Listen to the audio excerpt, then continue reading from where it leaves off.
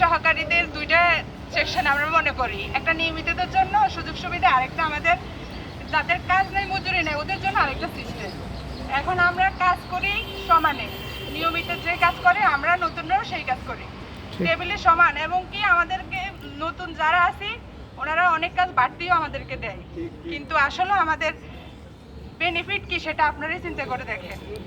এখন আমরা এমন একটা পর্যায়ে আছি যে আসলে আমরা নিজেরাও জানি না যে নিজেদের পরিধি কাজের কতটুকু হবে, পরিধি কি আছে আমরা ওটাও জানি না কোন পর্যন্ত যাবে।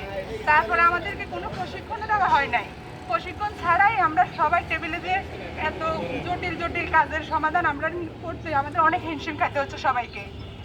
এটা আমাদের বোঝারও কেউ চেষ্টা করে না, আর আমরা বোঝানোর জন্য কাউকে পাই না বুঝাই দিতে যে আমরা এত কষ্ট করি।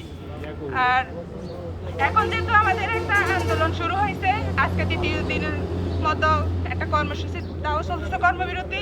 আমরা প্রতিদিনে অংশগ্রহণ করছি। আমরা আরবিকে জানিয়ে দিতে চাই যে কোনো বৈষম্য না রেখে আমাদেরকে সমান, নিয়মিতদের সমান অগ্রাধিকার দেওয়ার জন্য।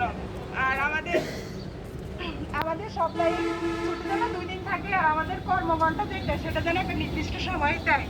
কারণ আমরা যদিও আমাদের নীতিমালা মানে আমাদের নিয়োগের সময় কথা ছিল যে আমাদের 8 ঘন্টা কাজ থাকবে, কিন্তু আসলে আমরা 8 ঘন্টা করি না, আমরা 10 থেকে 11 ঘন্টা সার্ভিস দিই, তাও আমাদের কোনো বাড়তি বেনিফিট নেই। আমি এই বলে আমার বক্তব্য শেষ করছি।